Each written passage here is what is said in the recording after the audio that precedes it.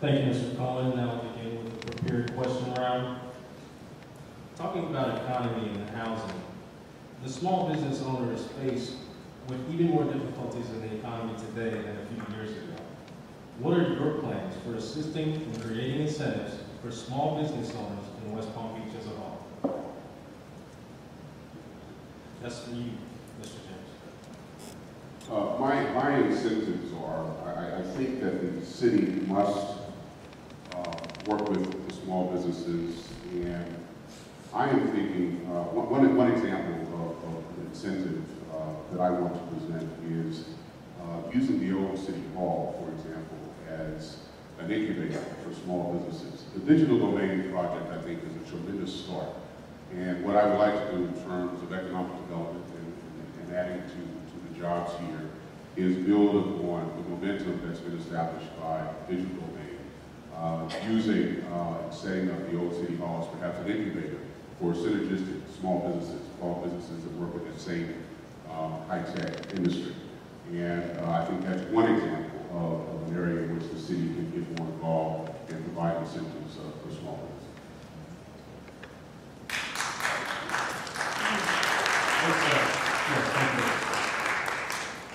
Let's hold the applause until the end of the question and answer, please. Mr. Cohen, the same question to you. Thank you. Clearly, we have small businesses and they're diminishing very, very quickly. The only way they can really flourish is if we bring people into the city who've got money in their pockets to spend it. We can't keep recycling what we've got. So I would be very aggressive looking to bring new, small, particularly office and technology-related businesses into the city. Digital domain is wonderful, but we're talking 5 years down the line. You can't wait that long. If I'm elected, I'm going to be out there speaking to contacts I have throughout the state, in fact, even in other countries, to try to seduce them to come to West Palm Beach to say, this is the place to live, this is the place to have your business, and that will generate business and put money in the pockets of our small business. Thank you. Again, please hold the applause. Foreclosures continue to take homes away from our families. Do you have any plans to institute any new programs or improve any existing programs that would assist homeowners in West Palm Beach? Mr. James?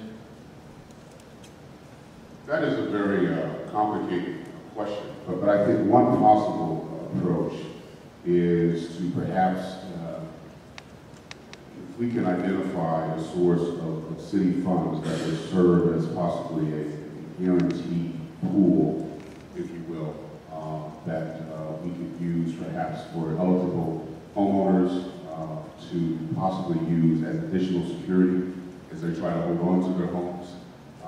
That is something that I've thought about, and I think it would require perhaps some attention to detail, but using some city monies perhaps to serve as a backstop, if you will, for certain designated homeowners that are in trouble. But it's a very complicated question because usually foreclosures happen for very individual, very specific reasons. But that is one idea of a role that I think the city might play if we can identify those funds.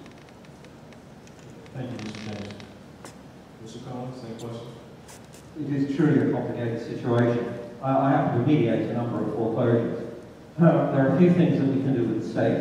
A lot of the banks don't mediate foreclosures in good faith, so we can help push the state towards that. Also, unfortunately, many people enter into financial obligations that, in fact, they were never going to be able to meet in the first place. That's very difficult to solve. However, it so happens I have submitted a plan to the Chief Financial Officer of Florida for a proposal whereby maybe people who, for the sake of argument, have a $2,000 a month mortgage and really can't afford it, could trade down to a slightly smaller house they could afford and be forgiven the debt on the first house. So I know everybody likes to step up in a house, but maybe we can have everybody step down to a slightly smaller house they can afford, and you get less foreclosures. It's a little bit more complicated than that, and need a few hours to explain it, but there are methods of dealing with this out there. Thank you. Thank you, Mr. Cohen. Mr. Cohen, I have one other question for you. Many argue that property taxes are too high, especially in light of the decreased home values. Exactly how do you plan to fix that problem? Yes, sir. Well, clearly, property tax is probably the most punitive tax we have because we've already paid tax on it once. I think that's extremely unfair. But the city has to raise budget, so we need to look for more innovative ways of bringing revenues into the city. It does also trouble me that some of our residents are effectively being double or triple taxed. Some neighbourhoods, they're having to pay a certain amount of their maintenance, like some of the gated communities. Downtown, they're having to pay towards the DDA and things like that. So I think an overall look at our taxes is really essential.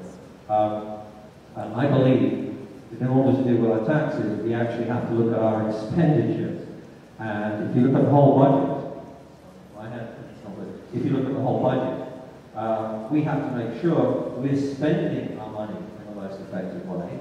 If we spend it in the most effective way, hopefully our taxes will come down. I'm not convinced, because of our very confusing taxes, that we are getting the best bang for our buck. Mr. James? I would have, certainly we all like lower taxes, but let me give you some numbers which will really explain the fiscal reality that we're in. It's estimated that the revenue from property taxes in the upcoming years will be about $46 to $47 million. Let me give you a basis of comparison. The police budget by itself is $50 million. The fire budget by itself is $30 million. So right away, we are in the hole. So while we would like, nobody likes taxes, unfortunately that's the lifeblood of a community. We live in a community and there are services that are to be provided. You need money to provide those services. So to start talking about lowering taxes when we are already in such a fiscal hole, I believe is quite premature. We'll be fortunate to be able to maintain the same level of services that we have now, given the current tax base. So it's unfortunate reality at this point. Thank you, Mr. James.